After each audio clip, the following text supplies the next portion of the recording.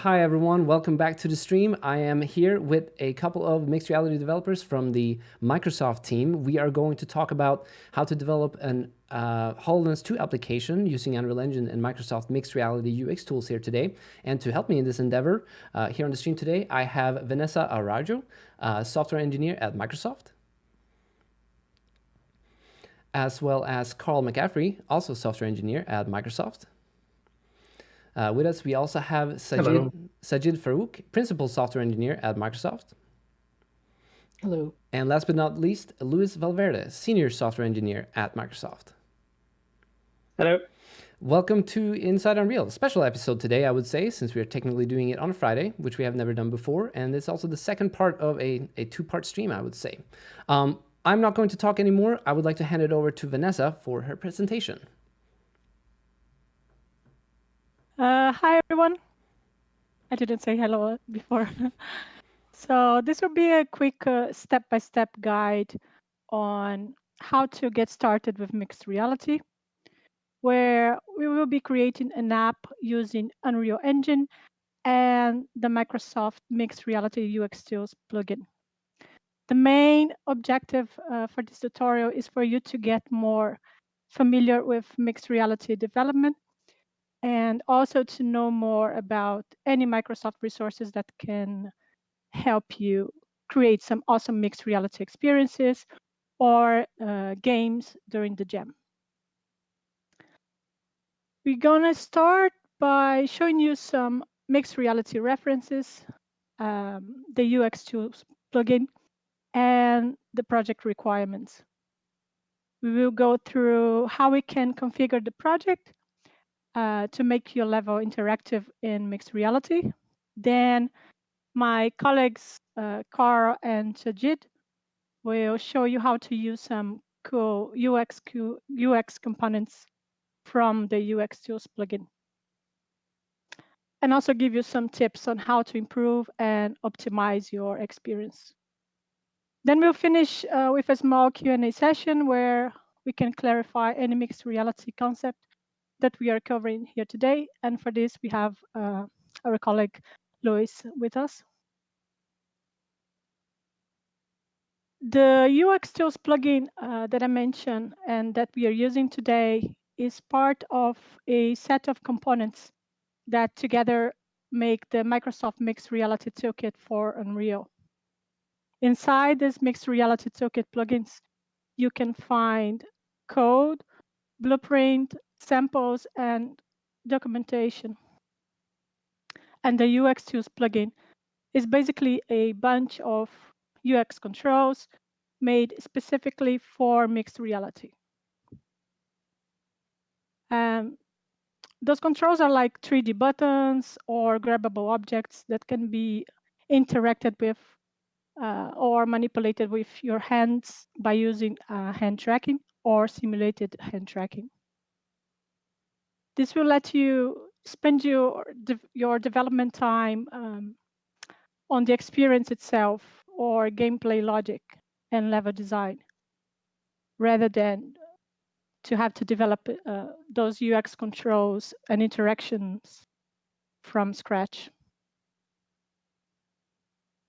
So let's go through some of the resources that you can find online and that can help you to quick start on mixed reality development and design. So if you're new to mixed reality development, or even if you already have some experience, you can find a lot of useful information on the Microsoft Mixed Reality documentation page. So everything that we are covering here today can be found there.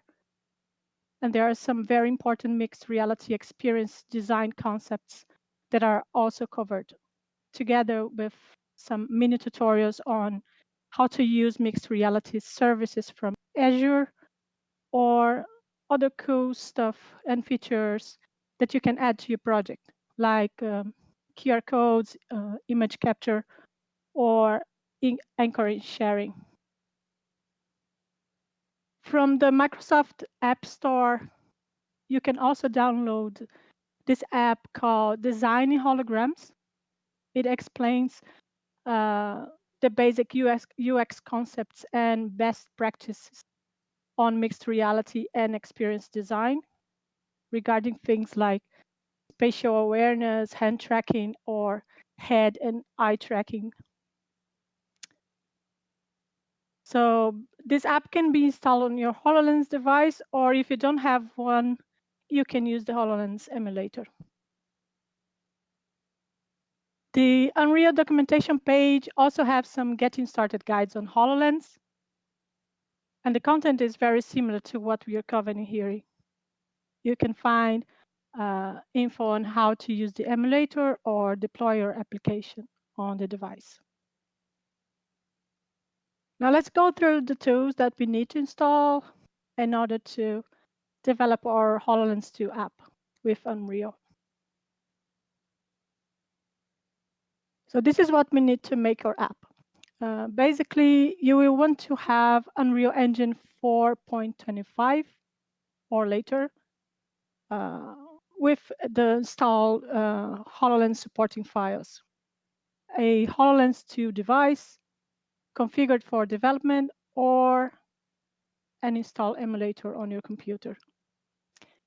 You also will need a Windows 10 1809 installed on your machine and Visual Studio 2019, the latest version, with some extra workloads.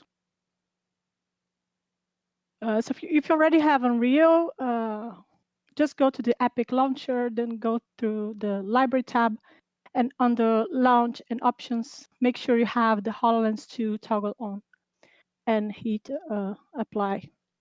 You will need these supporting files in order to deploy to the HoloLens. If you don't have a HoloLens device, again, as I mentioned, you can use the HoloLens emulator. And all information about how to install the emulator can be found also on the Microsoft Mixed Reality documentation page. With the Visual Studio 2019 installed from the Visual Studio download page, you need to run the Visual Studio installer once more to modify Visual Studio and add some extra workloads that you're going to need. You can also add those workloads by the time you are installing Visual Studio. So if you're modifying your Visual Studio, just make sure you have selected the workloads .NET Desktop Development, Universal Windows Platform Development, and Desktop Development with C++ selected. And also under the individual components, you will need to choose the MSVC V142 for ARM64. Just choose the latest. And with this, you have Visual Studio set up for the HoloLens 2. And this is pretty much done with the requirements, and we can launch Unreal and get started with our mixed reality project. Again, you can go through this presentation afterwards and follow along. So on the Unreal project browser, we're going to select games under the new project categories and just click Next. Select the blank template and again hit Next. And for the project settings, just make sure to select C++, as the UX tools will need this in order to build. Also select the Scalable 3D, Mobile Tablet, and No Starter Content. Choose a directory and a name for your project and click Create Project. So now with the Unreal Editor open, we will start by enabling the plugins that we allow the mixed reality development. So go ahead and open plugins under the Edit tab and search for augmented reality under the built-in plugins list. And then look and enable the HoloLens plugin. just enable it. Now search for virtual reality category, and then look for Microsoft Windows Mixed Reality. So both plugins are required for HoloLens 2 development, and you will need to restart the editor. With the editor open, we need to create a AR session config asset. So go ahead and in the content browser, click Add New, Miscellaneous, Data Asset, and select AR session config. Then you can name it AR session config, double click on it, leave it as is, and just hit save. So this AR session config will be responsible for storing augmented reality session specific configuration like word alignment or occlusion settings. So let's create a basic level for our app. Just choose new level, empty level, and drag a player start actor to your scene and reset its location.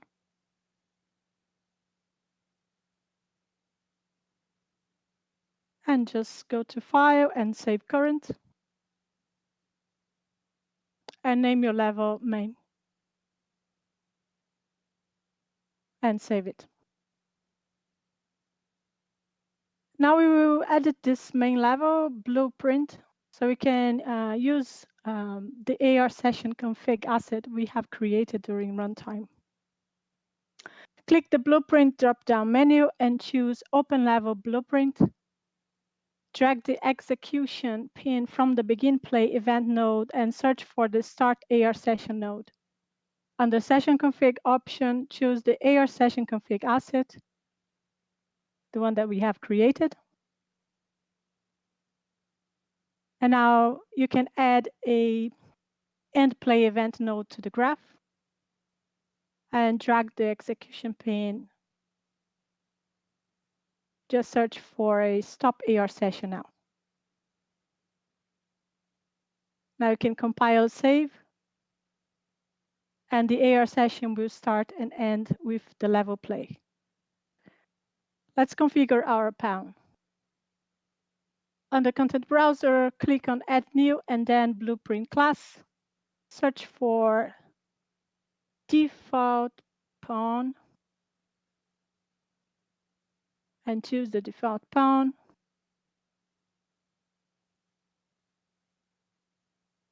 Now we're going to name it AMR Pawn and double click to open and edit. We're going to add a component. Just look for the camera component. And once the camera is added, I want you to select the collision component and change the collision presets under the Details tab to No Collision. So we are doing this to prevent any collisions between the user and any level content in augmented reality. So do the same for the mesh component.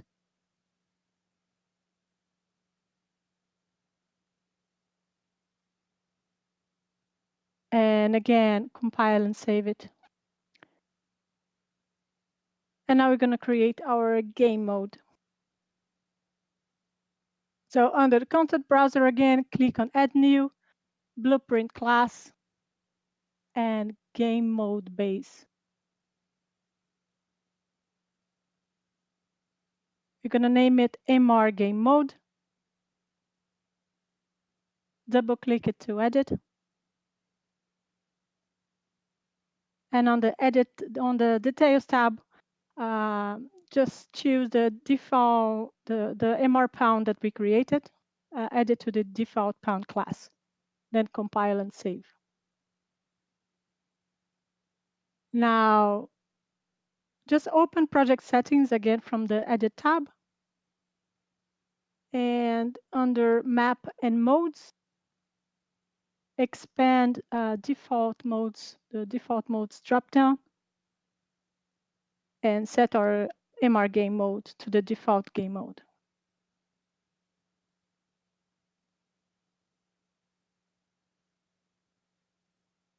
And now add our main level to both editor startup map and game default map. And you can close the project settings window. So now we have those basic assets and a very empty level. We're finally adding the UX Tools plugin to the project. The UX Tools plugin can be downloaded from the release page linked to the UX Tools GitHub. You can. I didn't post it here because it's weird to read the link. But if you go to the GitHub/Microsoft and search for UX Tools on Rio, you can open the UX Tools GitHub page where you can find the release documentation and how to install and use the UX components that comes with the plugin. So UX Tools is open source, and although we are not yet accepting any community contributions, you can add issues through the GitHub page, and this will also help us understand where to prioritize features and bug fixes. So I want you to go ahead and look for the release link on the right side column. Open it and look for uxtools.0.10.0, the zip file. This is our latest release, and click to download.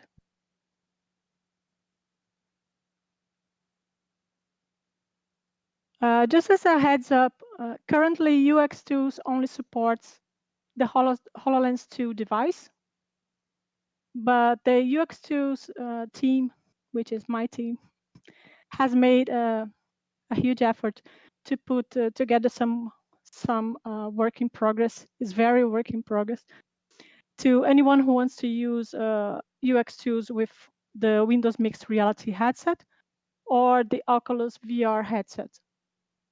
So still on the UX Tools GitHub page, just look for the feature/MegaJam branch, and you can work from there. And this project should work on the Windows Mixed Reality headset. Again, this is not supported, but it's a very good start base.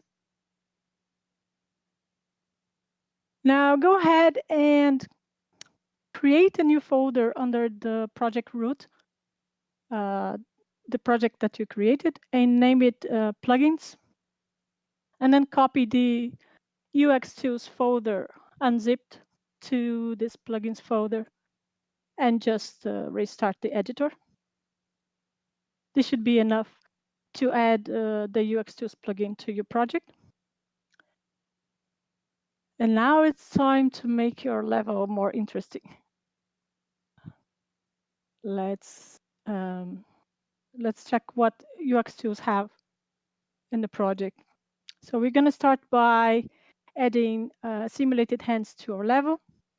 The hands can be used for debugging, the mixed reality interaction, or to manipulate objects. So double click on the MR pound to open it. And from the begin play event node, just drag the execution pin to a spawn actor from class node. And then under class, select UXT hand interaction actor.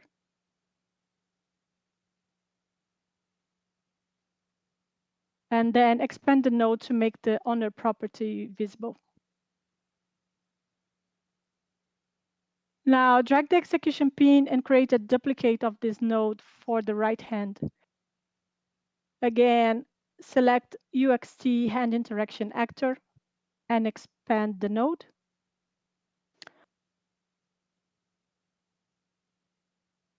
And on the hand property, choose right. So now we have right and left hands, and just organize the graph as you like. Now I want you to add a make transform node to the graph and link it to the pawn transform property of both UXT hand interaction nodes. Also link a reference to the MR pawn self node to the owner property on both UXT hand interaction actors. And just go ahead and compile and save. Now we will need some level content to interact with those hands, but the hands are ready to go.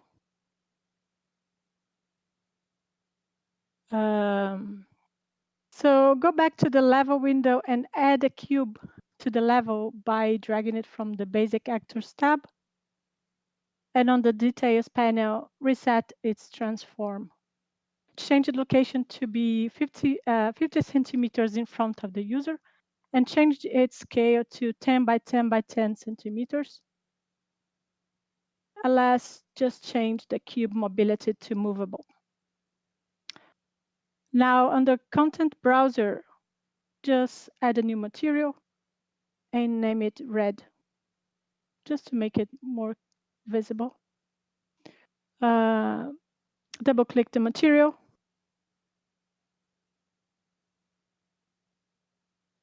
And then from the color property of the material node, just drag a link to a constant tree vector node and change the R value. We're going to change the R value to 1 and hit OK. And just save the asset. Now we can just add this material to the cube that we made. And also we're going to add a directional light to the level. Just place it above the play start. Now let's make the cube interactable. Let's select the cube. And we're going to add a UXT generic manipulator component to it. So this basically will make this cube interactable and allow hand manipulation with the hands that we created. So under the UXT generic manipulator details, select rotate about grab point on the one hand rotation mode property. And now we have a interactive level. Now go ahead and click play. Let's try the level with the simulated hands. So you can move the right hand by clicking and holding the left Alt key and moving the mouse. The mouse click will trigger a hand pinch that you can use to grab the cube and move it around. And you can also use the left shift key for the left hand. And then just use WASD for controlling the player position. And you can see the far interaction hand raise. Now, let's test it on the device by connecting our editor with the holographic remote app on the HoloLens device. So first we need to enable holographic remote. So go to the project settings under the edit tab and under platform, just search for Windows Mixed Reality. And then toggle the enable remoting for the editor. Yeah, now you need to restart the editor to apply the change. And once the editor reopens, you can go ahead and insert the HoloLens to device, the IP address of the HoloLens there. Just remember that the device and the PC, they must be in the same network. And just click connect. And now expand the play drop down above the level window and click on VR preview. And then this should be, of course, you should see your house and not mine.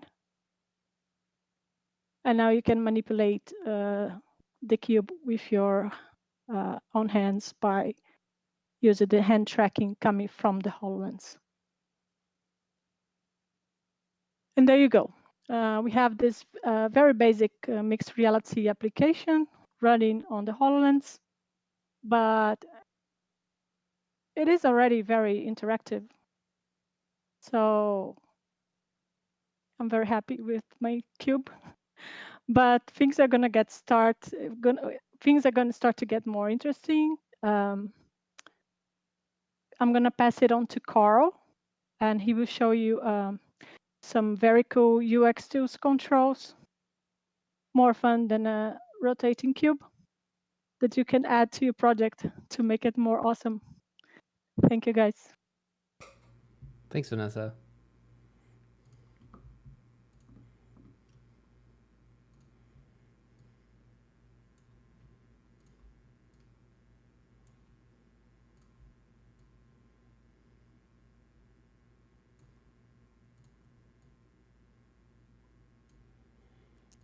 All right, Carl, do we have you on the line?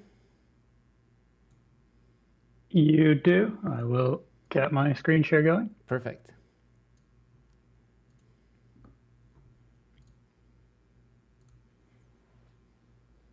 Okay. Are you able to see that? Yeah, looking good. Perfect. So Vanessa has walked you through how to set up your mixed reality project for the HoloLens in the Unreal Engine. So now we're going to look at some of the controls that come with UX tools and how to use them. So UX tools comes with a lot of controls out of the box. The main one you'll be using are buttons. Buttons are the foundation of most mixed reality apps and the primary way you'll drive interactions with your users. Because of this, UXT has a wide variety of HoloLens 2 themed buttons included. These buttons are configurable. You can set up different sizes, icons, labels, and also different variants.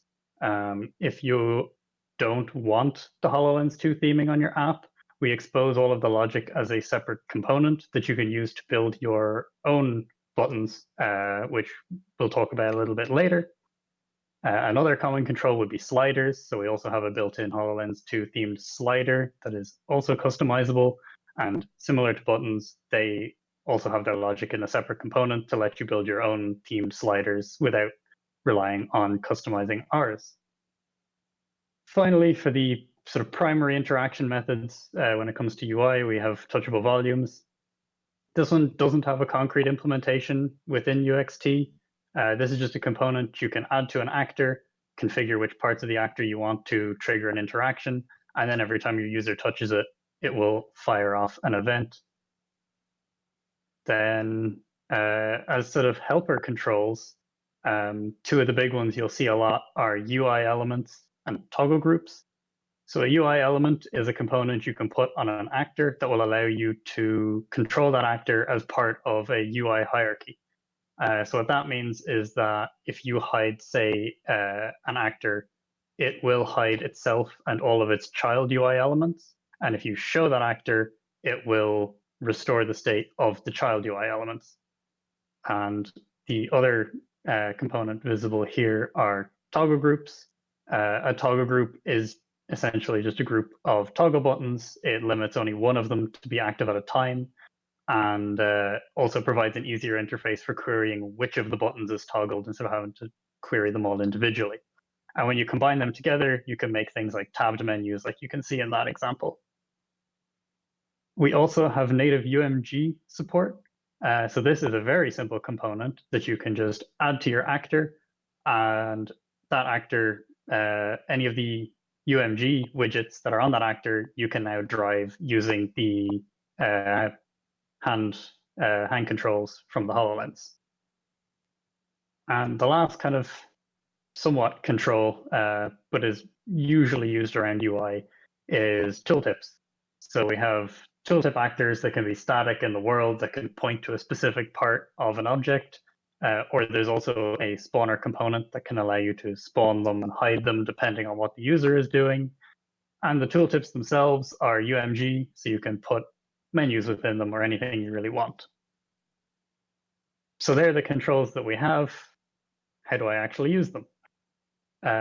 This is an example from the Lander blueprint that you can find in the UX Tools plugin. We can see the lander itself, the slider powers its legs, and we have the event graph beside it. Using the built-in actor controls, so our slider and our buttons are actors, you can take a reference. In this case, our lander blueprint takes a reference to a slider actor, and then we just bind a custom event to the sliders on update value event, and then update the landing legs in that custom event. So they're very straightforward to use. But if you want to build your own controls that aren't HoloLens 2 themed, you can do that, as I said, with the just the kind of logic components. So this is another example taken from the UX Tools plugin that you can look up later. This is the simple button blueprint, which is a very simple button you can press. It's made up of 3 components: the button component for the logic, a base static mesh, which is the gray circle around it, and the moving visual static mesh, which is the pink center, which is a bit of the button that actually moves. And then you can see also the various configuration options exposed on the button components. You can tweak your push distances, how far you have to press it before it activates, how fast it releases, its different recovery speeds, and so on. And also configuring your visuals component. So what that is you need to point the button component to the bit of the button that will actually move, so that it can create its collision boxes for listening for the player's hands, and also so it knows which part of the button to actually press when the user interacts with the button. To use the events that come with these components, you can just put them into your event graph as you would with any other components events, using the plus button on that components list of events. And also you can build controls using both C++ and blueprints using these logic components. There are examples of both of these in the UX Tools plugin. The pressable button actor, which is the HoloLens 2 themed buttons, are an example of a C++ implementation, and the simple button is this example we see above. So we have our controls, and we want to put them together into menus.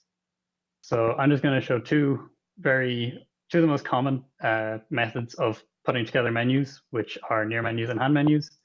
A near menu is better for longer lived UI. It kind of floats near the user. They can often be pinned into the world so that it'll stay. And if the user walks away, you might have it then catch back up to them and stay with them. And hand menus are much better for faster UI, where you can the user pulls up their hand with their palm facing the camera or their head.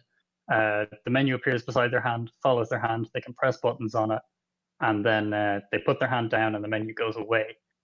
So examples of both of these could be if you had a painting app, you would use a near menu, say for your main menu, selecting new image and so on, and then a hand menu for your color picker, because your user just wants to be able to bring it up, pick their next color, and go back to painting. So now what we're going to do is build a small basic hand menu. So you can see a demo of what we'll be building here. It's a hand menu with a lander that we can fly up and down. So we're going to jump into the engine. This is the level that Vanessa just built. The only difference is that I have imported the lander blueprint from the UX Tools game. This was just done using the built-in Unreal Asset Migration tool, and then I just kind of flattened the folder structure. So we'll start by plopping a lander into the scene, and we can get rid of this cube. So we have our lander. We now want to build our menu. We want to add a new blueprint actor, which can be our menu actor, and we can just call it BP menu because I'm not very good at naming things. So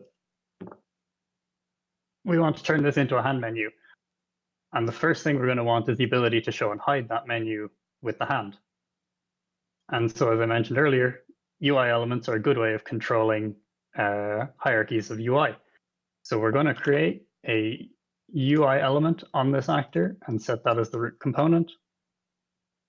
And then come over here to our UI visibility property and set that to hide so that the menu will be hidden when the user starts the game, because you don't want it floating in the middle of nowhere until they bring up their hand.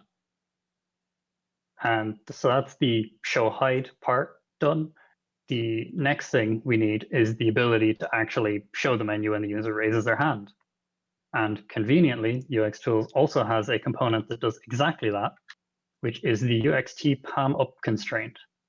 And so what this does is it watches the user's hands, and when they bring up their hand so that their palm is facing the camera, it activates the constraint and will bring the actor that it's attached to over to the part of the hand that's set up in its configuration. So if we look over at our configuration options here, we don't need to do much. We want to set this require flat hand option because that will help prevent false activations. It means that the user, if they have a fist facing at if they hold their hand up in a fist, it won't activate. It makes it a more deliberate movement so they don't get the menu appearing when they don't want it.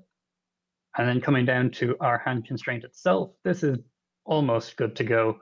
It's set up to work with both hands, the ulnar side of the hand, which is the side along here, and it's set to make the actor face the camera. The only thing we'll want to change is to set the goal margin to about 3, just to move our menu slightly out from the hand. And that is basically everything we need to do to have they're all the components we will need to have the actual hand menu logic be applied. We do need to hook those components together, though, so that when the component constraint activates, it will show the UI. And the way we do that is using the palm up constraints on constraint activated event here. So we can just add one of those to our event graph. And then from that, we want to toggle or enable our UI visibility. So we can come in here and get our UI visibility. Just note, you don't want to use the rendering set visibility. You want to use the UI element set visibility or set UI visibility, because the rendering visibility won't do things like disable collision on the actor, which means that the user will still actually be able to press buttons even though the UI isn't visible. So we can pull one of those into our scene, and that is already set up to do show. And then we just want to do the opposite when the constraint is deactivated. So we can take that, duplicate this, and hook that up and set this to hide. Excellent. So that is our full menu logic done. So now we want to put some actual buttons on it. And so the way this works is as before, our button actors are, well, they're actors, they're not components. So we need to reference them from our menu through a child actor component. So we can add a child actor to our blueprint here, and we can just call this up button since it's going to hold our up button. We will want to select our actor class to be the UXT buttons, and you can see the variety of default HoloLens 2 style buttons that we have here. We're just going to go with the regular one. We don't need any toggle logic or anything like that. So I can come over here and take a closer look at our button. Doesn't do much to suggest that it'll move our lander up. So we should go into our button configuration here, and we can set up a new icon under our icon brush. We can open our editor here and get a view of all the icons available. And I think this up arrow will do nicely. Hey, Carl, sorry for interrupting. Yeah. The bitrate is a little low on the stream. Would you mind to go ahead and restart it real quick and see if we can increase that? Can do.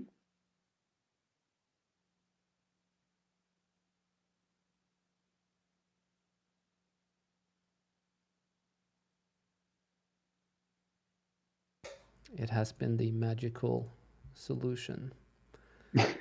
Let's see. Let's hope it does it kicks look any better? a little bit. Yeah, a little bit. Let's hope it stays that way. Thank you. Okay.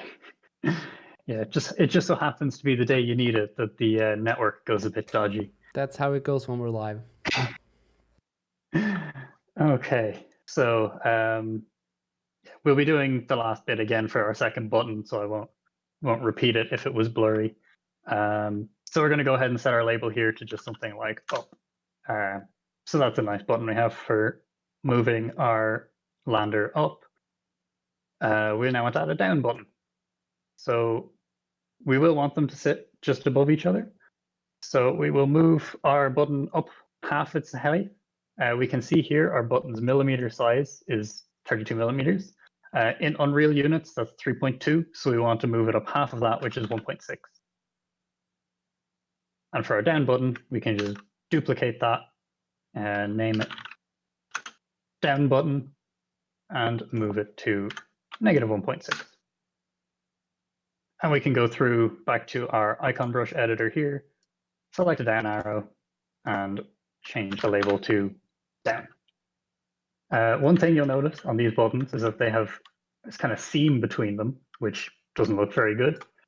So what we can do to make a kind of single slate that contains both of our buttons is remove these back plates from these buttons, which can be done using this is plated toggle. So that's nice and easy. We can just turn them both off and then go back up here to our actor and add a UXT backplate component. And this is essentially just a static mesh that is the same as the slate backplates. So we add that and we want to double its height so that it covers both of our buttons. So half of 3 or double 3.2 is 6.4. And I think that looks good. So that is our UI built. Now we just need to hook that up to the lander to actually make it move. So we will go back to our event graph and we're going to start by needing a reference to our lander. We can just add a new variable, call it lander, and make it an actor object reference, since it doesn't really care whether it's actually a lander or not, it just needs to be an actor. And we also want to make that public so we can configure it from our viewport. Next, we will want to get our button states and move the lander based on the button states.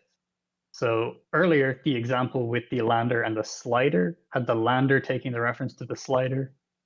We're just reversing that here. And also, we also were binding the interactions to the events on the slider, which is also possible with buttons. But we don't really care about the moment the button was pressed. We just care about if the button was pressed for this frame and if we should move the lander. So we're going to ignore begin play and begin overlap and go for event tick and just query the button state every frame. So we're going to start with our up button so we can get a reference to our up button component. Because this is a child actor component, we need to actually get the actor from it. So we want to call get child actor on that. From that child actor, which is now just a generic actor, we want to get the button component or the button actor from that. So we're going to pass to UXT pressable button actor.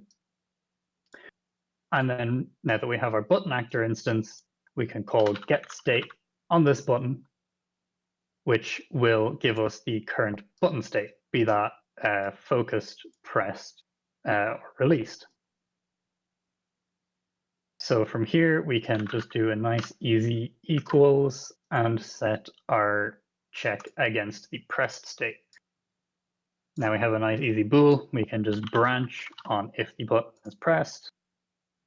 And if the button is pressed, we can do an add actor world offset. Add actor world add actor world offset. Add actor world offset. And we are going to then want to manipulate our lander actor, not our menu actor. We don't want our menu flying off into space when we press the button. So we can hook that up to our lander. We're also going to move the lander up by 1 on the z-axis every frame. In a real game, you'd want to actually do this based on your delta time, but for this demo, we're just going to do it by a set amount each frame. And then we just hook all of these up together. And that is our query done for the up button. We can just take this, duplicate it, drop it just below, and connect it instead of to the up button, to the down button, And instead of moving the actor up on the Z-axis, we can move it down. And then we just need to connect these up to our tick event. So I'm just going to use a sequence for this. Connect all these together nice and messily, and that should work. So we will compile our blueprint, save it, and go back to our main editor viewport and add an instance of this to our scene. I'll just drop it slightly above the lander for now. From here, we can see our lander variable that we exposed, and we want to set that to our static lander blueprint that we put into the world. And now we can see if what we did actually works. So we can hit play to enter the input simulation plane editor mode. We now have our hands here. As Vanessa explained earlier, you can use, say, left shift to control the left hand. And if you want to flip that hand around so it looks at the camera with a flat palm to activate the constraint, you can press the home key or pressing the shift key. And you can see we have our nice menu here. And then we can use our other hand to come over and press the button. Too far. And our lander flies. And that is our amazing HoloLens 2 game. So now you have your game. How do you get it onto the device? There's a couple of things you'll need to set up within the editor to create a package that will actually go onto the HoloLens device itself. And they're all in your project settings.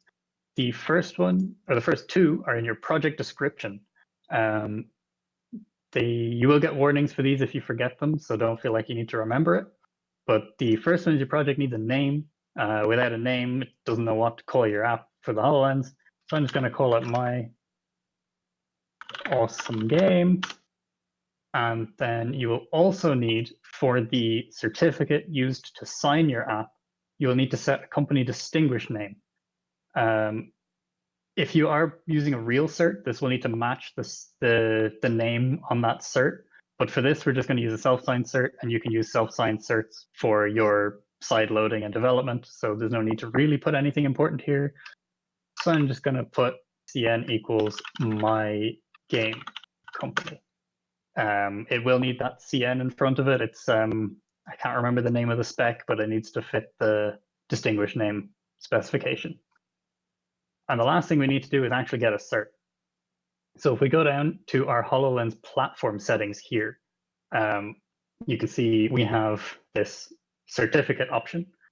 You can set a cert here if you have a real one, or you can press the generate button to just generate a self-signed cert. And we can just select none. We don't need a private key. And that's all we need. The app is ready to go to be packaged. You can also see the other options here for packaging it, like your tile backgrounds and your splash screen colors. There is also the option for building for the emulator or the actual device here, but we're just going to build for device. So once this is set up, you can just go in, package the project as you would any other project, select where you want to package it, and it'll build. I'm not going to build it here because that's going to take too long, and I have a version I built earlier. It's like a cooking show. Here's one I prepared earlier. I'm going to boot up the HoloLens that's sitting beside me so that we can access the device portal. So I'm not going to go over how you actually set up a HoloLens for development. There are docs on docs.microsoft.com. It mostly just involves enabling developer mode and also enabling the checkbox for the device portal. Then we can go through to our views and apps, which shows us our apps, installed apps and the running apps, like your task manager. And if we want to actually install our new package onto the device, we can go up here to choose a file. This has remembered where I built the package, but you navigate to where your package is. You select your AppX here. You can press open. Select an optional package. You do want to check this as well. Press next. Choose the file and then choose the ARM64 VC libs to go with it. Select those, hit install. It'll upload that to the device. And once it's finished installing, it will appear in your apps list on the device, and you can just open it as you would any other app. And that covers deploying to the device. So I am going to hand over to Sajid, who is going to cover some best practices for you when you're building your HoloLens apps using Unreal. Thank you so much. Let me set up the presentation and we are going to start. Thank you very much, Carl.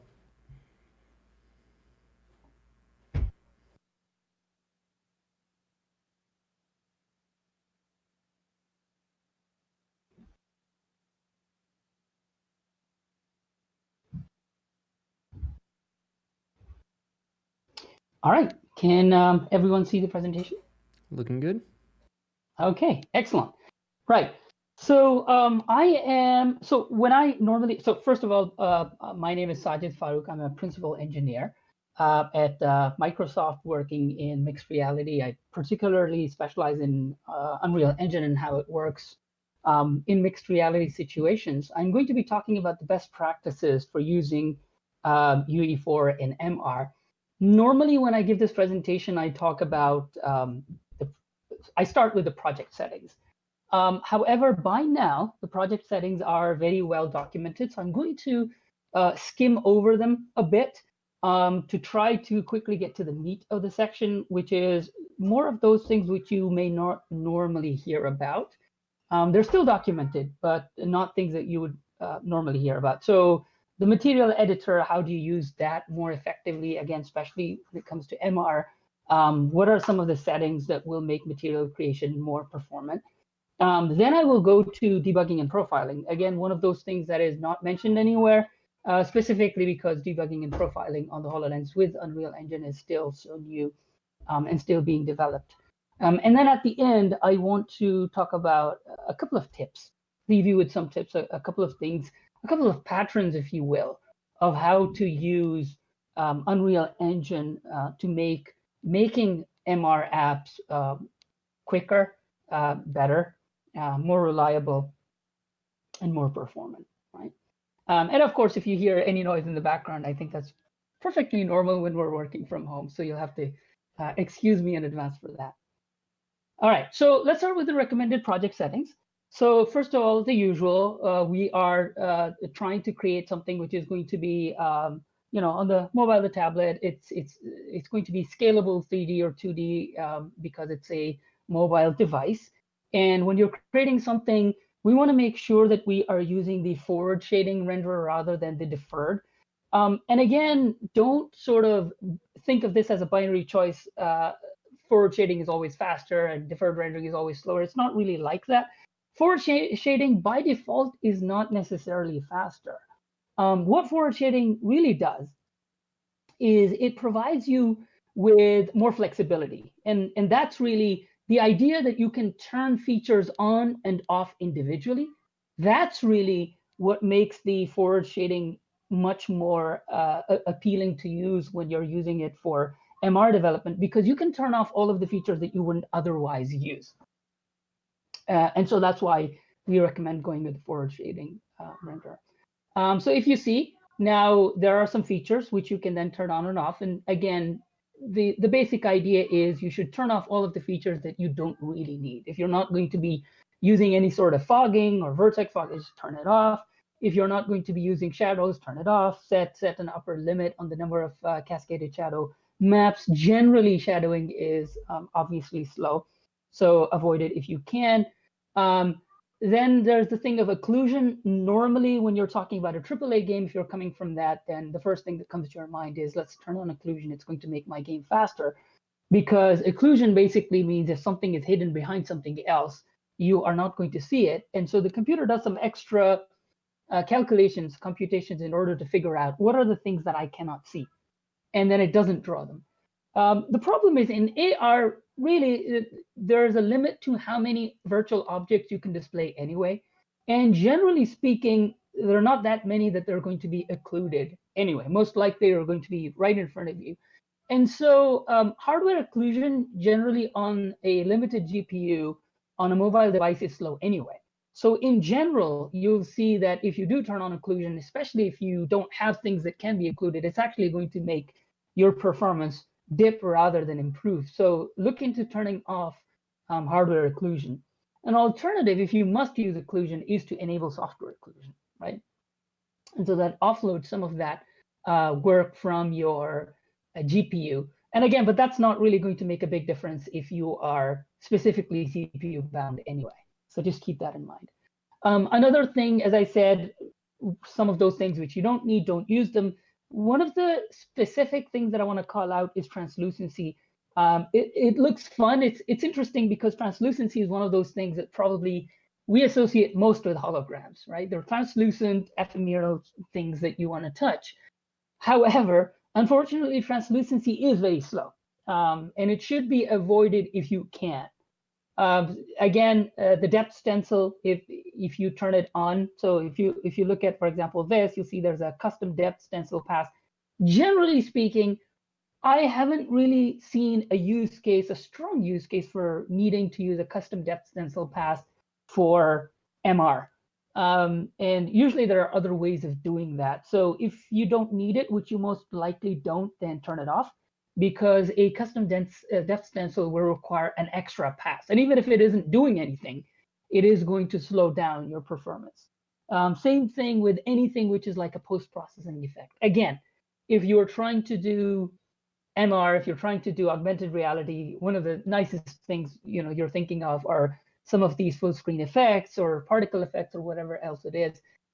Any of those sort of effects, especially full screen post-processing effects, they should be kept to a minimum because they require an extra pass. So again, if you absolutely need them, great. Otherwise, you should just get rid of them. Now, one of the things that you should be doing is you should always be turning on mobile multi-view, instant stereo. Again, without going into the details of what these are, we have two eyes, and the way that we see, there's a lot of overlap between what we see in stereo between the two eyes. And so what your holograms normally, your devices have to do in order to create VR or AR is render twice differently for the different eye to provide a proper three-dimensional effect, so that your brain is interpreting it as it's coming from the real world and different eyes are seeing different things. However, most of the time, as I said, there's a big overlap between what you're seeing between two of your eyes. And so enabling mobile multi-view and instant stereo allows Unreal Engine to reuse some of that information, and it makes a huge difference. So if you have something that can be instanced, it can be reused, then Unreal Engine will be able to perform much, much faster if you have turned on instant stereo and mobile multi-view.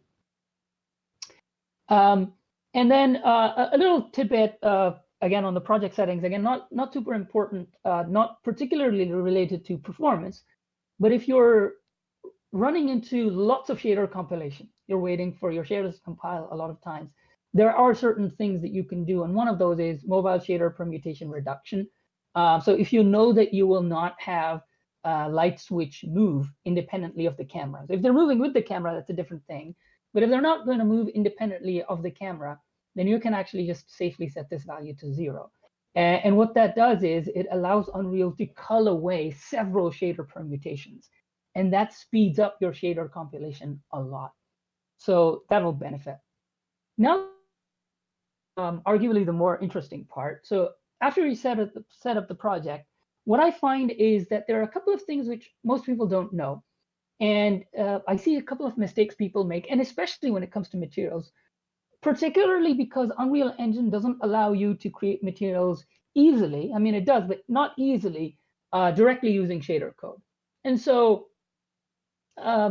you will use the material editor, which is great, but it is important to understand what the material editor is actually doing behind the scenes in order to understand how you actually want to optimize things. So the first thing is, and the most basic thing that I see is when you are doing things which require UV computation, this is a sort of thing that I see happening very, very commonly. So there's a texture coordinate, you want to have it tile. And so you'll do something like you'll have a constant 4x4, and then you'll multiply the text chord by that number, pass it into the UV values, and then pass that into the normal or the base color or the specular. And again, this tip that I'm giving is equally applicable to general non-VR related stuff as well. Now, what this does really is that, remember, on the GPU, there are two primary passes, or if you will, or modules. So there's the vertex shader, and then there is the fragment shader, right? And so the vertex shader only happens for every single vertex, and the fragment shader happens for every single pixel. Now, generally speaking, on the screen, especially for MRVR, if you have something like a cube, you have only like 8 vertices. But the number of pixels you have, they're huge. And so ideally, a lot of calculations like this one, you want to move them from the pixel shader or the fragment shader to the vertex shader. If you do it this way, if you do it the way that you are normally doing, you're going to be computing this per every single pixel, quite literally. And so you don't want to do that. So an alternative way that Unreal Engine provides is what are called customized UVs. So if you look at, for example, I have enabled customized UVs here. So you can see the regular base color, metallic, specular, and so on. But you can see there's these 2 extra pins that are normally not there. I'll show you how to get those pins in a second. But you'll see that they're there, right? And so what you want to ideally do is you want to take that text chord and you want to multiply, do whatever you're doing, but then you want to move it into the customized UV. And that customized UV is then used in the UV that you have here, so that when you then change this, everything else is going to be actually using the customized UVs instead. And again, the benefit of that is that goes through the vertex shader, so it's going to be much, much, much faster. Now, to show you how to actually do this, what you want to do is your num-customized UV value that you can actually see over here under your material settings. If you set that to more than 0, then you will see it pop up over here. So if you set it to 1, you'll see 1. If you set it to 2, you'll see 2. There's a limit, I believe. And then again, that is the value you want to actually use. So a little tidbit, I've not seen too many people use it. Most people just go ahead and use this technique, which I strongly discourage using. Now, another thing is that if you look at your materials and so on, you'll see that your light map computation, again, can be dialed down. So your light map has a lot of information. Other than your flat diffuse information, it also has directional information. Now, again, because you have the real world, that directional information is probably not as noticeable, but it is taking up some of your computation time. So you can actually turn that off. The other thing is that you don't necessarily need full precision, right? Full 32 bits. You can go ahead and turn that off to give you single precision, which again, most of the time you're not even going to notice. Again, if you do notice, then you can move it up. If you're working on medical visualization, medical cases, sometimes you'll need that, but most of the time you can get rid of it. And again, mobile GPUs by default will have to do an instruction which will take twice the amount of time if you're using full precision. So just keep that in mind. Another very important thing is shader switches. So if you are trying to, in a shader, trying to turn something on and off, you have a switch and you can do things like a Boolean, right? Now, what you will notice that Unreal Engine has a prefix, it'll say static Boolean, static switch. So every time you use some switches, you should prefer to use static parameters instead of the non-static ones, right? The dynamic ones. Why? Because when you are actually running, even before running at compile time, the compiler or Unreal Engine can create a permutation of that particular shader with that particular Boolean baked in. So it's not a dynamic value. It's literally as if it creates 2 different versions of that shader, one with the Boolean on, one with the Boolean off, right? And so depending on what the static Boolean you set, it'll just go through that without having to do a conditional at runtime. So that will be much, much faster. The downside, as I mentioned, right, is that it means that it has to create a permutation. And so if you are worried about how many permutations and shader compilations, so then your static parameters are going to balloon that up. So again, in general, reduce the number of parameters overall, but if you have to use parameters, then go for static parameters rather than dynamic parameters. So I guess that's sort of a balance. So reduce the number of parameters, try to use static parameters rather than dynamic parameters, unless you don't really worry about shader compilation, right? And then there's material instances. So there are two types of material instances. So if you have a material instance, and which is great, so you have a base material, and then you apply your different material instances. And what you want to do is you want to just vary the parameters so that you can use the same base. Remember that most likely what you're looking for is a material instance constant, MIC, right? Rather than an MID, which is a material instance dynamic. Because most of the time, when you set that parameter value to whatever else it is, you're not really going to be animating it most of the time. And so if you're not going to be modifying it dynamically, then what you want to do is you want to turn it into a material instance constant. Now, if you're worried, you're thinking, how do I know if it's a material instance constant that I'm using, or if I'm by mistake using material instance dynamic? It's pretty easy to tell. If you have created the material instance via the content browser by right-clicking and saying create material instance, that is by default a material instance constant. It is a constant. But if you actually went ahead and you created it using code, then you will know if you created a constant or dynamic. Most likely, if you're creating something via code, then you are creating a material instance dynamic. Now, one of the things, again, if you do want to animate, so we talked about this. We said, well, what if you want to animate? What if you want to do things like, have something get covered in snow over time, or wave using some vertex manipulation?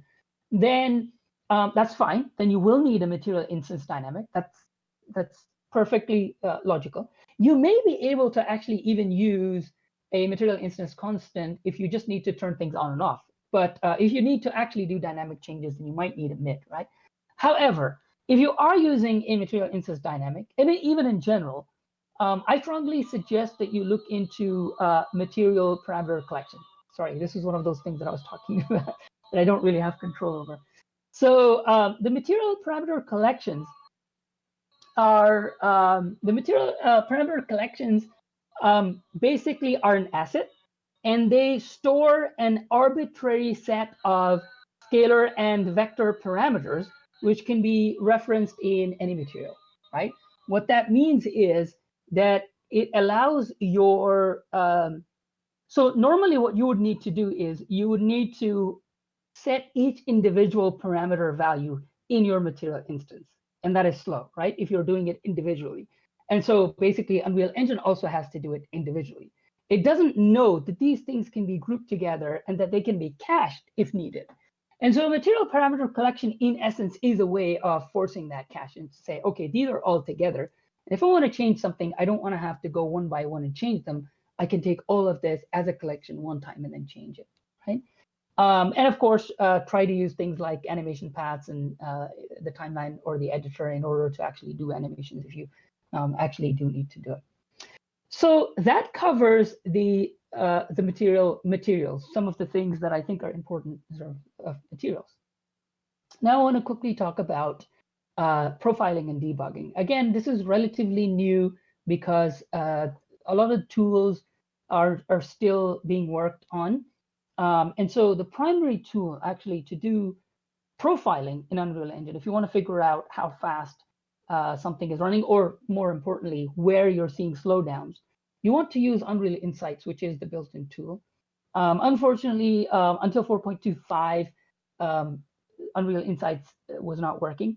It is now available in Unreal 4.26, but 4.26 was literally just released. So if you find any bugs, please do let us know whether in the release version Unreal Insights is actually working or not. So Unreal Insights is an excellent tool. It basically provides you with detailed timing information on both the CPU and the GPU. It tells you what the CPU is doing and when, and what the GPU is doing and when. And you can arbitrarily record your own bookmarks to do timestamps. You can say, I want to know how long it is taking to do exactly this and this. So you can put in a bookmark and you can see, and it'll show you that inside the Unreal Insights window. And then you can see, as you can see, it's a bit small here, but you can see how it's actually telling you how much time each of these different threads is taking. And if you look at this side, you'll see that it provides you the full-blown call stack. And this one can actually show you both the CPU and the GPU. And as you can see, it can show you the integers and the floats. You can see how much, what the count is, how much memory is taking, and so on. So excellent, excellent thing. If you want to go a bit beyond, if you need to, because Unreal Insights is not giving you what you need to do, there are a couple of things which Unreal Insights won't give you. On your device, on the HoloLens, there is a tool which allows you to create ETL traces. So you can actually create ETL traces, which are basically traces from within Windows. And those traces provide you with far more, they're operating system level, they provide you with far more detailed information. And you can view those ETL traces with tools like either GPU View, which is over here. So you can actually see the hardware queue even being presented. Or you can use Windows Performance Analyzer, WPA, and both of these are free. You can download them. WPA is part of the SDK, which you can download, Windows SDK. GPU View you can find online as well, download it. And it will provide you with far more information. And if you want to do some debugging, then there are some excellent tools. Pix, again, part of the Windows SDK, but you can find it online as well. Pix will provide you information to debug GPU commands. It is by default, it works by default with the HoloLens. You do have to keep in mind that in 4.25 and before, it is primarily using DX11. The Unreal Engine implementation is using DX11. So you'll need to use the DX11 compatibility mode. And then on 4.26 onwards, I believe in OpenXR, you can choose DirectX 12, so that should be fine. And Pix by default is DirectX 12. You can also use ETL traces via GPU View or WPA for a complete view, as I said earlier. Just remember to use your debug symbols. So the PDB files, you will need them. Normally you ignore them, but you will need those PDB files in order to know, in order to be able to map the ETL traces to the correct function calls within Unreal Engine. Otherwise, it's going to be very difficult. Another alternative, which I've sort of put as an alternative, which a lot of people love to use, is RenderDoc. The reason I've put it as an alternative rather than one of the main things is because right now, the plugin that comes for RenderDoc inside of Unreal Engine only works for the desktop by default. And you can make it work for the HoloLens, but it does require some jumping over some hoops, which again, for beginners is, or even not for beginners, but in general, it's a bit harder. So still, I think even the desktop version is still very good for debugging, because the pipeline is still going to be the same, even if you're not interested in the timing. The timing is going to be off because you're running it on the desktop, but it still gives you a very good idea of where your pipeline is bugging out, where it's making mistakes. All right, so now I'm going to move on to the last section of my talk, which is basically some tips. So first of all, I say this often, I'll say it again. Use the built-in tools as much as possible rather than reinventing the wheel. So if there's something that you want to do and you have to write a lot of code, remember Unreal Engine is a full-blown engine. Most of the time, it'll have something there which can do what you're trying to look for. And most often, these will be more optimized than what you would handcraft. So to give you an idea, a lot of people don't know about the Variant Manager, right? I'll talk about what the Variant Manager is. A lot of people don't know about the spline component. Now, I'm not talking about the spline mesh component, which allows you to create meshes from a spline. That's a different thing. I'm talking about the spline component, just a spline with a curve, which you can use as an input for animation and stuff. And then there's a timeline component as well, which a lot of people do know about, so I won't talk about it too much. But again, the spline component and the timeline component together work really well hand in hand. So the Variant Manager. The Variant Manager is basically a tool. If you have a program which is a very common use case in AR, is that you want to see different variations of the same thing. You might want to look at how your car might look like with a certain color or with certain wheels or certain customizations. Or for example, you're trying to buy furniture or you're trying to buy, say, some appliances, and you're looking at a refrigerator and trying to swap in and swap out different types. interestingly, luckily, that can be done without any coding whatsoever, because Unreal Engine has something called a variant manager, which means that the artist can pre-assemble a lot of these assets, and you can even go ahead and actually so let's say, for example, we have this bike and we have red, and then we have it has a front rim, it has a gas tank, it has all of these different things, and then you can click the yellow one, and then it'll have a different set of actors, for example, and even those actors, within the actors, you can have different set of properties. And then even those properties can be manipulated via values or functions, even events, so that when I go from, say, this one to this one, it could even call a function to allow me to prepare this property. So all of this is super performant in the sense that the variant manager has a lot of information about what you're trying to do at compile time, because you actually set up all of this at compile time and potentially optimize a lot of it, right? But if you are doing all of this by hand, if you are writing these large blueprints to allow you to switch, you're most likely reinventing the wheels. Now, there are cases when you don't want to use the variant manager. So you should use the variant manager if your project has many assets with different variants. If you just generally need to simply, do in-place property swaps, or if your artist wants an easy way to use the GUI for configuring asset variants, which again, Unreal provides. However, in general, if you need to call like complex functions and you need to do a lot more than generally speaking, you're not really looking at the variant manager, because I don't know, the performance benefit is probably not going to be as pronounced. And then you also may not necessarily want to use it if you have a lot of metadata that you have for each variant. And it's not just properties, but you have a lot of overhead of some extra data that needs to be processed every time you switch to something. So again, variant manager, use it. This goes hand in hand with the Datasmith, which again is another thing I haven't mentioned here, but I strongly recommend you look at.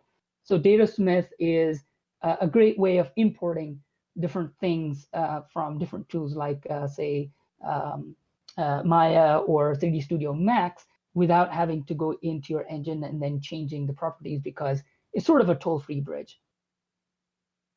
The spline component, as I was talking about, so the spline component, it basically allows you to visually create splines. Again, fantastic way of creating animation without really doing anything. So you create an animation where you have something that flies in or flies out, or just like the lander demo that you saw, where that was interactive. So you click it and it goes up and down. But if you knew that it would always go up and down according to a particular complex path, you could use that lander demo, modify it so that the button click would actually use the spline component as a path and allow your lander to then move from the start to the end of that path, right? And again, the spline component can be created within the engine very, very easily. So you can use it as an interpolation value as well. You can do things like changing the smoothness of movement or the speed and everything visually. So it's very, very artist friendly. So strongly recommended that you use it. I mentioned this because I've seen some people go ahead and use blueprints to sort of handcraft all of this and do some funky math in order to figure out how to get something to move. And in the end, I figure out they're just doing move from A to B.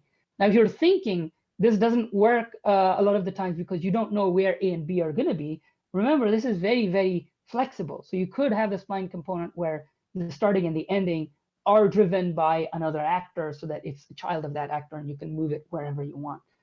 And you can update it dynamically as well. So do use these things. The other tip is to do as much work at compile time or startup caching as possible. So a lot of people don't do that. They are doing things like a find or a get a lot of the times, and that can be very slow. So do not do that. There are things like, for example, the onBegin play, right? And remember, that's part of the level blueprint. I see people shying away from the level blueprint. I see people using the actor blueprint a lot, but I see very few people using the level blueprint. I think it's an opportunity missed.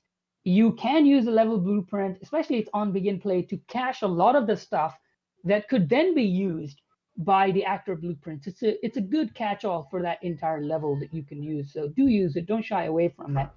Yes, it's a global, but it can be used appropriately to speed things up. And then another thing I see people sort of not using as much is the construction script. A construction script is really, really useful. It can be used to do things like run code to verify stuff, right? To say, is this actually going to work? Is this going to look okay? Is this in the right location? And interestingly, because it's a construction script, it can do all of that even at compile time.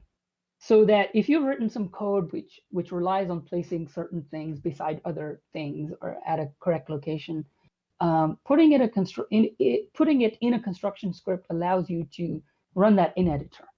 And then as you move stuff around, it'll update alongside with it. And it will always give you immediate feedback on whether you're doing something right or wrong. All right, so that's my 30 minutes up. So thank you very much. And I am now going to stop my presentation and basically pass it on again to Victor. Thank you very much, Sajid. Plenty of good knowledge there that doesn't only apply to HoloLens 2 development, but also in general when it comes to your projects in Unreal Engine. I did link a tips and tricks video to the variant manager in chat. I'll go ahead and paste that again in just a little bit here as well. And a lot of the stuff that Sajid was talking about, if you're interested in diving in a little bit deeper, like Unreal Insights, etc., there's plenty of documentation on docs.unrealengine.com. Great. Let's see. I think Lewis. Yes. How are you? No, I was just making sure. Was there anything else on the call that you? Sorry, it's been a long day. I can't remember if you had a presentation or not for us. Never mind. Don't mind. No, I don't. I'm just here to answer any questions that my colleagues can answer, and I don't know how to answer, which won't be a lot. Perfect. We haven't received that many questions in regard. I think honestly, all your presentations were so at a great speed and on point that were pretty clear, and we haven't received many questions in regards to them. I also think people out there are excited about being able to receive a HoloLens 2, which at the moment is sort of just becoming available for us, which is exciting. I thankfully have been able to get one myself, and I'm excited about diving into some of these topics. It's a whole new world, right? Mixed reality. A lot of us designers haven't been able to experiment with this yet, right? You know, we've done a lot of VR, there's hand tracking involved, but the opportunity to actually being able to see the real world and then augment it with holograms is new. So there's a lot to experience and experiment with out there. So maybe a couple of questions for you guys. As you've been playing around with the technology, what are some of the things that stand out to you most? Perhaps something that you didn't realize was going to be awesome or strange or weird when it comes to actually designing for a device, but also using it.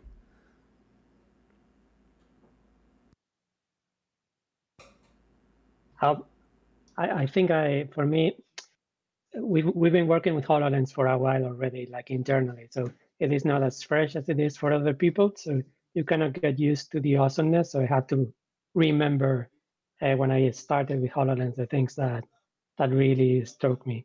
And I think one of the things that it's very silly, but one of the things that impressed me a lot is the way when you have a ray shooting out of your hand, that ray hits the furniture in your room. That connection between what the computer is generating and what exists in real life, that was the first time that I could feel it. And that really blew my mind. It's very silly, doesn't have that much usefulness, let's say, except like connecting both the computer world and the real world. And that was a moment of inspiration for me. For me, it's interesting. I mean, I've been doing graphics for a very long time, and then most of the time you do things. Sorry, you'll it happen all the time. Sorry about that. It's okay. All right. So I was just saying that what's interesting is that So I've been doing graphics for a very long time, and I've seen all sorts of experiments that we do with image processing, overlaying things on top of each other. And most of the time it's two-dimensional information because it's coming from a camera that you're used to. And what struck me the first time that I used the HoloLens was oh wait, it has depth. And that was very, it was mind-blowing because I was always used to doing things like tricks, right? to get something to appear behind or to occlude. And you totally forget that it's amazing that you have a device that is mobile, that is quite literally, you know, on your head. And it is doing all of that in real time at 60 frames per second, along with the depth, and then knowing what's in front and what's behind it. And it opens up so much in terms of possibilities, because you don't really realize until you start working with traditional tools, which don't have the depth, of how much you actually depend on it. So even doing things like, for example, you're talking about virtual surgery. We've seen people who are, you know, overlaying a tools on a body in order to teach other people, other doctors about surgery, for example, students. But then if you don't have that depth, it is very, very apparent. And then, as I said, with the HoloLens, it just works because you have it and it recognizes that. And we've seen people in our team like Nick Klingen-Smith experiment with even doing things like take information from the real world in terms of lighting, and then integrating an object so that when you look at it or you rotate it, it's not just lit differently from the rest of the world, but that its lighting actually matches with the real world, and that's the information that it's taking from. But again, as I said, to me, it's just super fascinating that something can do that at 60 frames per second. So for me, that was mind-blowing. I remember the first time I tried the Mission AR demo that was presented at SIGGRAPH. I almost felt like my brain fills in the gap, and I feel like I'm actually like touching something when I'm grabbing and interacting with the menus, even though it's, you know, it's not there, right? It's interesting how your primitive brain is just sort of filling that in because that's what you're used to. And I think that comes because of the fact that the depth is so real that your reptile brain just goes, well, this is supposed to be here, and you should feel something when you are interacting with it. Absolutely. Yeah, Julia Schwartz did a presentation on that, and that was actually one of her goals, like to actually make it so that the interactions that you're doing, they translate over from what you would normally do, that it is just expected, so that you can actually grab stuff and do it rather than having to switch your brain and say, oh, I'm in AR, so I have to interact with it differently. And that was one of the goals that I think, yeah, I think you said it well, that our brain interpolates a lot of that information, and because it's running at such a fast rate, and because there's all of that information that our brain normally requires anyway, we just fuse it so that even though you're right, even though you're just holding something which doesn't exist, you sort of feel that, you know, I have something in my hand, even though you're not really holding something. It's interesting, that feeling. I think articulated hand tracking was a game changer. It's something that when you were wearing the HoloLens 1, you felt like instinctively you wanted to touch things. You really felt like it should be there. And I think having it in HoloLens 2 really changes the experience and makes it so much more intuitive. It's brilliant. I'm looking forward to see hand tracking being used in other places as well. Like I like to, part of what we do in UXT is actually, well, a big deal of what we do in UXT is create UI that can be driven by hands, which is something that's relatively new. And it's really interesting. And I love the way, like I can give HoloLens 2 to someone for the first time, and they're gonna know how to navigate the menus. They don't need any sort of instructions. They just go and you do what you think that you have to do. They just go poke something and it reacts. And I think that's a really good part of the experience.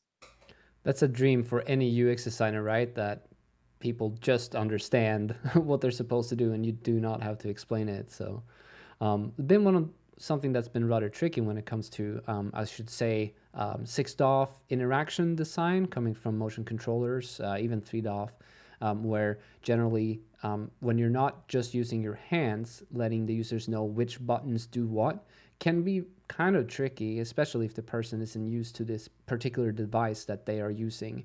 In this case, like motion controllers. And so having your hands, and that's a button, I click the button, it's very intuitive and not a lot of explanation is required.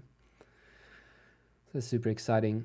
Well, we are getting a little bit short in time here. Oh, never mind. There was actually a question here. Oh, right. So Sajid, you mentioned the opportunity to be able to gather the real world lighting data. Is there a function called as part of the plugin to get that information from the HoloLens? Not as far as I'm aware, but there is so I will provide that link. I'll have to find it, but it has been done by, as I said, Nick Klingensmith in our team, and I can't remember if it's part of StereoKit, but basically he has a tool called StereoKit, which basically allows you to create OpenXR software for the HoloLens and any other device. It works with the Oculus and all of those other devices as well, very, very easily in C#. So Nick also created, as I said, that lighting information. I will look for that and then post it somewhere. But yes, you can achieve that. But as far as I'm aware, not natively. Lewis, would you know? I don't think it's part of natively our toolkit, right? Yeah. No, I don't think so. Yeah, so not natively part of the toolkit, but it is information that you can obtain. The libraries are open source and they are available. So I will try to find a link to that. For any future conversations in regards to the live stream, you can go ahead and go to the forum announcement post if you have any questions or wants to talk about the specifics of this live stream. I pasted the link in chat right now, and it will be in the YouTube description as well. It's exciting. Holoniki asked, so is there a real-time generated cube map for reflections and ambience for objects in the HoloWorld? Again, not natively. As far as I'm aware, again, Lewis can correct me if I'm wrong, but not natively. And these are, again, things which are certainly possible, certainly doable, but they don't fall under the native UXT or the native experience that we need to provide. And there are lots of features. Everybody will have their own idea of what they want and what they need. What we want to do in general, and again, Lewis, and you can correct me, but what we want to do is provide a very performant, small subset of what we think will be the core of what everybody needs. And then all of these other things are certainly things that people can add and download and package. There are several examples out there, several toolkits, a lot of them by us at Microsoft, some of them even by people outside of Microsoft, but they do exist. And more to your point, Victor, yes, I will keep that in mind that there's a forum, and I'll try to post them in the forum. So I think that will be helpful for people who are even tuning in later and watching this, so that they can go to the forum and find those links. Yes, for those of you tuning in, the VOD of this presentation from Microsoft will also be available on YouTube within the next 24 hours. Well, that's great. Is there anything else y'all would like to leave chat with before we end the stream today?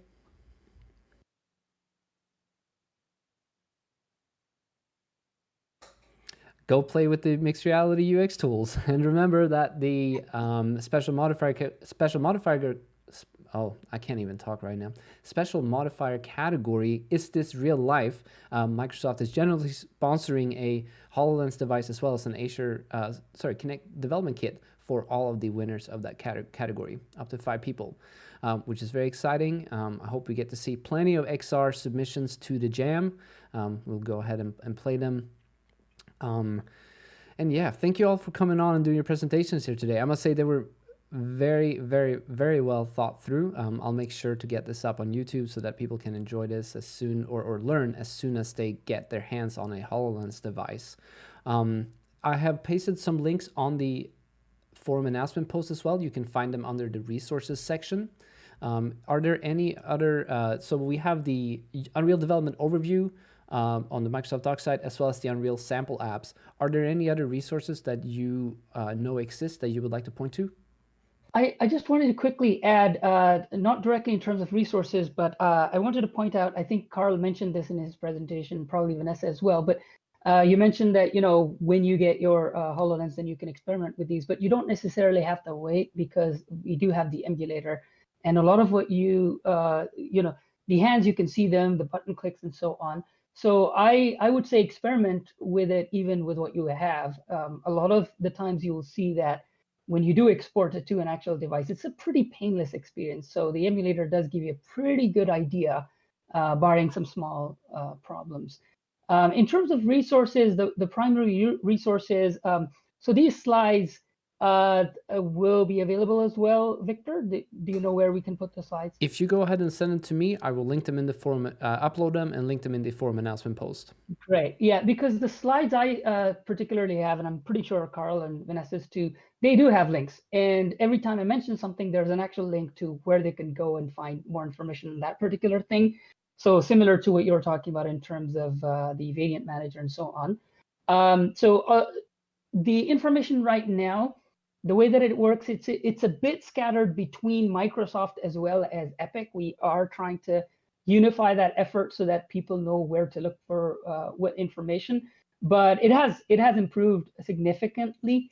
But over time, what we're trying to do is trying to provide a very guided way of finding information. Like this is step number 1, step number 2, step number 3. And it will be at Epic's and Microsoft's website, and you will be able to go from there to other resources. But other than that, this particular slide that Victor will publish will also have at the end some links to some really cool tutorials that I have found over on YouTube, which I think are very relevant. So as I said, one of the examples that I gave was the spline component, not the spline mesh component. Most people will confuse that with it. The spline component, there's very little information, but there are 1 or 2 really, really interesting tutorials on it, which I found to be very, very useful for giving you an idea of how to use them. The other thing that I think is overlooked a lot is from Epic. Victor has probably mentioned this so many times to people, but there's an actual showcases sort of package that comes with Unreal that you can download, which shows you the samples, and it's so very well done that it has these scenes to show you how to exactly use, as I said, as an example, the spline component, but also things like basic math nodes or blueprints or the terrain and whatnot. So if you need an actual example of how to use a particular thing, but you're not really finding some information on it, I would just strongly suggest that you go and make a habit of looking at that, browsing through it. The other thing is that I would strongly recommend is once in a while looking at the best practices. Again, that link will be in my slides. Those best practices for Unreal are on the Microsoft website. They for Unreal for the HoloLens, and they mention all of the things that I've mentioned, what your project settings should be and so on, but they do get updated. Unreal Engine gets updated very quickly, obviously. So what we tell you what the best practices are also get updated very quickly in order to match that. So I would say don't just look at it once and say, oh, I already know that, but try to keep an eye out on it once in a while. So those would be the resources that I would point to. Sajid is referring to the content examples projects, which you can download from the Learn tab in the Epic Games Launcher under the Unreal Engine category. And you're right, they do get updated for every engine release because tools do change, best practices improve, and we do try to make sure that the content examples follow along. It's a great resource. It's kind of an interesting, you explore the whole content examples. It's like a third-person character. It's cool. Make sure you check out the levels. That's the trick. You got to find the folder for the maps and then go in there and you can discover everything from Niagara to blueprints to math library. The math library is particularly cool. And with that shout out, we did do a live stream with our principal mathematician earlier this year, maybe last year. I don't know. It's been a strange year. I'll go ahead and link that in chat as soon as we're done here as well. Awesome. Well, with that said, thank you all again so much for coming on the stream today. I know if you guys out there have been watching from the beginning, thank you for joining us. I know it's been long. We've done sort of covered 2 very different but important topics. 2020 Mega Jam kicked off. The theme is available on the itch.io page. You can go there and check it out. And thank you all for joining. I do have a couple of things I want to mention before we tune out here. Next week's live stream, we're going to have Patrick Wambold on talking about the new improved DMX plugin that shipped with Unreal Engine 4.26. If you're unaware, DMX is sort of an interface to be able to control real-world lighting. There's a plugin in Unreal that allows you to do both of those topics. You can either go ahead and control real-world lighting inside Unreal Engine, or you can go ahead and use DMX controls to control virtual lights inside Unreal Engine. And Patrick has prepared a really cool presentation for us that's going to be, we're going live Thursday next week on our typical time and not Fridays like today. which is special. Make sure that you go ahead and check out our forums. Our communities.unrealengine.com is a great place to find meetup groups. Clearly, no one is seeing each other in real life right now, but the groups are now doing virtual meetups, primarily using Discord and some other event platforms that are available. Make sure you follow us on social media, and if you're watching this on YouTube afterwards, make sure you hit that notification bell in case you are interested in all the things that we are producing on the Unreal Engine channel. There are a lot more than just our live streams. We do produce other kinds of tutorials, tips and tricks, webinars, etc., and you'll find all of that inside our playlist on the Unreal Engine YouTube page. With that said, once again, thank you all for coming on the stream preparing. I will make sure to make the slide decks available and the links in the forum announcement post, and you can go ahead and dive into all the resources that are available there. Cool. Thank you very much, everyone. Have a good Thank you, rest of your Victor. day. Thank you, Victor. Thanks. Bye to all of you, and bye to everyone out there. Have a great week.